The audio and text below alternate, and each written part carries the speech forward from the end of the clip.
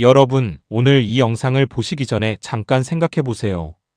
혹시 토마토를 드실 때 설탕을 뿌려 드시거나 오이와 함께 샐러드로 만들어 드시거나 아니면 아무 생각 없이 냉장고에서 꺼낸 재료들과 섞어 드시지는 않으셨나요? 만약 그렇게 드셨다면 오늘 이 영상을 보신 후에는 분명 토마토를 드시는 방식이 완전히 달라지실 겁니다. 왜냐하면 지금 여러분이 건강을 위해 챙겨 먹는 그 토마토 한 알의 영양소가 잘못된 조합 하나 때문에 거의 대부분 파괴되거나 흡수조차 되지 않고 몸 밖으로 그냥 빠져나가고 있을 수 있기 때문입니다. 토마토는 정말 대단한 식품입니다. 항암 효과로 주목받는 라이코펜, 강력한 항산화제인 비타민C, 에너지 대사의 핵심인 비타민, B군, 혈압을 조절하는 칼륨, 그리고 항염증 효과를 갖는 베타카로틴까지 이 5가지 핵심 영양소가 하나의 과일 안에 모두 들어 있습니다. 전 세계 영양 전문가들이 토마토를 슈퍼푸드라고 부르는 데는 다 이유가 있습니다. 임상 연구 결과에 따르면 토마토를 꾸준히 섭취할 경우 전립선암 발생률이 최대 35%까지 낮아지고 심혈관 질환 위험도 현저히 감소한다는 데이터가 있습니다. 혈중 라이코펜 수치가 높은 사람은 폐암, 유방암, 위암 발생률도 유의미하게 낮았다는 대규모 추적 연구 결과도 있습니다. 그런데 이 모든 놀라운 효과가 단 하나의 잘못된 식품 조합으로 완전히 물거품이 될 수 있습니다.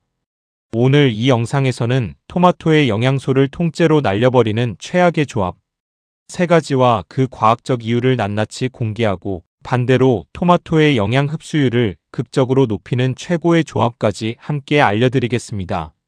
첫 번째 최악의 조합은 토마토와 설탕입니다.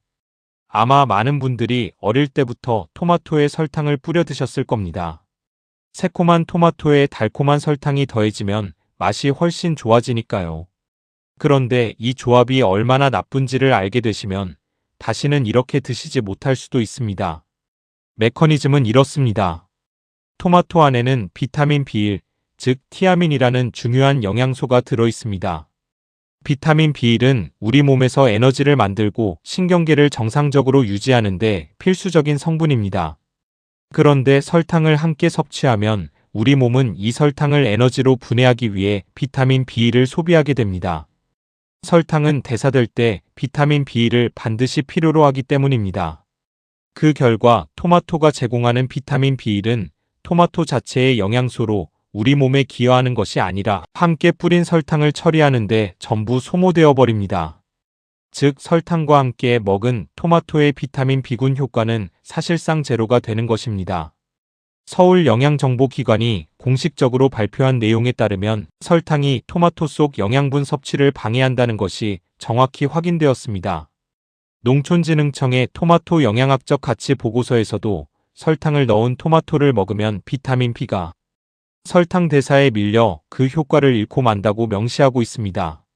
설탕의 문제는 여기서 그치지 않습니다. 설탕을 함께 섭취하면 혈당이 급격히 오르고 이렇게 오른 혈당은 인슐린을 과잉 분비하게 만들며 이 인슐린 과잉 분비가 만성 염증을 촉진합니다. 그런데 토마토를 먹는 가장 큰 이유 중 하나가 바로 항염증 효과인데 설탕을 함께 뿌려 먹으면 토마토가 억제하려는 염증을 오히려 설탕이 부추기는 모순된 상황이 만들어집니다. 즉, 토마토와 설탕의 조합은 단순히 영양소 손실에 그치는 것이 아니라 좋은 효과와 나쁜 효과가 서로 충돌하는 최악의 시너지를 만들어냅니다. 토마토를 맛있게 드시고 싶다면 설탕 대신 소량의 천연꿀이나 발사믹 식초를 활용해 보시길 권장합니다. 꿀은 GI 지수가 설탕보다 낮고 소량으로도 단맛을 낼 수 있으며 자체적으로 항산화 성분을 포함하고 있어 토마토의 영양을 방해하지 않습니다. 두 번째 최악의 조합은 토마토와 오이입니다. 이 조합은 많은 분들이 가장 충격을 받으시는 내용일 겁니다. 건강 샐러드의 대표 조합으로 여겨지는 토마토와 오이가 사실은 최악의 영양소 상극이기 때문입니다. 핵심은 오이 안에 들어있는 아스코르비나아제라는 효소입니다. 이 효소는 이름 그대로 비타민 C인 아스코르브산을 분해하는 효소입니다. 토마토 100g에는 약 14mg에서 23mg의 비타민 C가 들어있습니다. 그런데 오이를 함께 넣고 썰어서 샐러드를 만드는 순간 오이에서 나온 아스코르비나아제가 토마토의 비타민 C를 분해하기 시작합니다. 폴란드에서 진행된 실험실 연구에서 토마토와 오이를 함께 혼합한 모델 샐러드에서 비타민 C의 안정성을 측정했는데 오이의 아스코르비나아제가 토마토의 비타민 C를 실질적으로 분해하는 것이 확인되었습니다. 일부 연구에서는 아스코르비나아제에 의한 비타민 C 파괴율이 최대 10%에서 그 이상까지 나타나는 것이 보고되었습니다. 더 심각한 것은 이 아스코르비나아제가 토마토의 비타민 C만 파괴하는 것이 아니라 함께 섞인 다른 채소의 비타민 C까지도 파괴한다는 점입니다. 만약 오이와 토마토, 파프리카, 상추를 모두 넣어 샐러드를 만들었다면 오이는 다른 채소들의 비타민 C까지 조용히 파괴하고 있는 셈입니다. 이 문제를 해결하는 가장 간단한 방법이 있습니다. 바로 레몬즙이나 식초를 샐러드에 뿌리는 것입니다. 산성 환경에서는 아스코르비나아제의 활성이 크게 억제됩니다. 또는 오이를 가열해서 사용하면 아스코르비나아제가 열에 의해 파괴되어 비타민 C를 더 이상 분해하지 못하게 됩니다. 샐러드에서 오이를 빼기 싫은 분들은 드레싱에 레몬즙을 충분히 넣으시거나 식초 기반 드레싱을 활용하시면 비타민 C 손실을 상당히 줄일 수 있습니다. 세 번째 최악의 조합은 토마토와 고구마입니다. 이것은 앞의 두 가지보다는 덜 알려진 조합이지만 실제로 위장이 예민하신 분들에게는 상당히 중요한 정보입니다.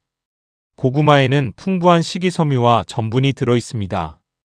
이 식이섬유와 전분은 장내에서 발효를 촉진하는 성질이 있습니다. 여기에 토마토의 산성 성분이 더해지면 장내 환경에 갑작스러운 변화가 일어나면서 가스 생성, 복부팽만, 소화 불편감이 심해질 수 있습니다. 특히 고구마를 많이 드시는 가을과 겨울철에 토마토와 함께 드시는 분들이 계신데 위장이 예민하거나 과민성 대장 증후군이 있으신 분들은 이 조합을 피하시는 것이 좋습니다. 그렇다면 토마토와 함께 드시면 안 되는 음식들을 알았으니 이제 토마토와 함께 드셨을 때 영양소 흡수율이 폭발적으로 높아지는 최고의 조합들을 알려드리겠습니다. 이것을 알면 여러분이 먹던 토마토가 완전히 새로운 슈퍼푸드로 업그레이드 됩니다. 첫 번째 최강 조합은 토마토와 올리브 오일입니다. 토마토의 핵심 영양소인 라이코펜은 지용성 성분입니다. 지용성이란 지방과 함께 먹어야만 제대로 흡수된다는 뜻입니다. 토마토를 그냥 생으로 먹으면 라이코펜의 흡수율이 매우 낮습니다. 그러나 올리브 오일을 함께 드시면 라이코펜 흡수율이 82%까지 증가한다는 연구 결과가 있습니다. 올리브 오일에 토마토를 넣고 살짝 가열하면 효과는 더욱 극대화됩니다. 가열을 통해 토마토의 세포벽이 부드러워지면서 라이코펜이 세포 밖으로 더 잘 빠져나오게 되고 여기에 올리브 오일의 지방이 라이코펜을 감싸서 장에서 흡수되도록 도와주기 때문입니다. 국제학술지에 게재된 연구에 따르면 올리브 오일과 함께 가열한 토마토의 라이코펜 흡수율은 생토마토 대비 최대 4배에서 5배까지 상승합니다. 이것이 바로 이탈리아 요리에서 토마토를 올리브 오일로 볶아 소스를 만드는 방식이 수백 년 전부터 내려온 이유입니다. 단순한 요리법이 아니라 영양학적으로 완벽하게 최적화된 조합이었던 것입니다. 두 번째 최강 조합은 토마토와 아보카도입니다. 아보카도에는 건강한 불포화 지방산이 풍부하게 들어있어서 올리브 오일과 마찬가지로 토마토의 라이코펜과 베타카로틴 흡수율을 극적으로 높여줍니다. 게다가 아보카도의 글루타치온 성분은 강력한 항산화제로 토마토의 비타민 C와 시너지를 이루어 세포 산화 손상을 막는 이중 방어막을 형성합니다. 세계 유수 영양 전문 기관의 연구에서 토마토와 아보카도를 함께 먹었을 때 라이코펜과 베타카로틴의 체내 흡수량이 단독 섭취 대비 현저히 높아지는 결과가 확인되었습니다. 토마토 아보카도 샐러드에 올리브 오일 드레싱을 더하면 이것은 단순한 샐러드가 아니라 영양소 흡수율을 극대화한 기능성 식사가 됩니다. 세 번째 최강 조합은 토마토와 달걀입니다. 달걀 안에 들어있는 노른자의 지방 성분 역시 라이코펜 흡수를 도와줍니다. 또한 달걀의 단백질은 토마토의 비타민 C와 결합해서 콜라겐 합성을 촉진합니다. 비타민 C는 콜라겐의 원료인 프롤린을 수산화하는 데 필수적인 역할을 하기 때문에 단백질 공급원인 달걀과 토마토의 조합은 피부 건강과 관절 건강에 특히 유익합니다. 토마토 달걀 볶음이 한국을 비롯한 아시아 전역에서 오랫동안 사랑받아온 데는 과학적인 이유가 있었습니다. 이제 오늘 배운 내용을 바탕으로 실전에서 바로 활용하실 수 있는 레시피를 3가지 알려드리겠습니다. 첫 번째는 라이코펜 폭발 토마토 볶음입니다. 잘 익은 토마토 2개를 한 입 크기로 잘라서 올리브 오일 1큰술을 두른 팬에 중약불로 3분에서 4분간 볶아줍니다. 여기에 마늘 2쪽을 다져 넣고 1분간 더 볶은 뒤 소금과 후추로 간하면 완성입니다. 이 요리 하나로 생토마토 대비 라이코펜 흡수율이 4배 이상 올라갑니다. 두 번째는 항산화 최강 토마토 아보카도 샐러드입니다. 토마토 1개와 아보카도 반개를 깍둑 썰기해서 그릇에 담고 올리브 오일 1큰술과 레몬즙 1큰술, 소금 약간을 넣어 가볍게 버무립니다. 오이는 넣지 마세요. 이 샐러드에 통밀빵을 곁들이면 한 끼 식사로도 충분합니다. 세 번째는 토마토 달걀 볶음입니다. 달걀 2개를 먼저 스크램블해서 반 익힌 뒤 꺼내두고 같은 팬에 올리브 오일을 조금 더 두른 뒤 토마토 2개를 볶습니다. 토마토가 부드러워지면 달걀을 다시 넣고 소금, 설탕 대신 맛술 1티스푼을 넣어 마무리합니다. 한국인의 입맛에 잘 맞으면서도 영양학적으로 완벽한 한 접시가 완성됩니다. 마지막으로 토마토를 드실 때 알아두셔야 할 몇 가지 중요한 추가 정보를 드리겠습니다. 토마토는 냉장 보관하면 라이코펜과 비타민C 함량이 빠르게 떨어집니다. 가능하면 상온에서 보관하시고 구입 후 3일에서 5일 이내에 드시는 것이 가장 좋습니다. 또한 토마토의 색이 진한 빨간색일수록 라이코펜 함량이 높습니다. 덜 익은 초록 토마토보다 완전히 익어 진한 빨간빛을 띠는 토마토를 선택하시는 것이 영양적으로 훨씬 유리합니다. 주의사항도 드려야겠습니다. 토마토는 산성이 강한 식품이기 때문에 위상 과다나 역류성, 식도염이 있으신 분들은 공복에 드시는 것을 피하시고 가능하면 식사와 함께 드시는 것이 좋습니다.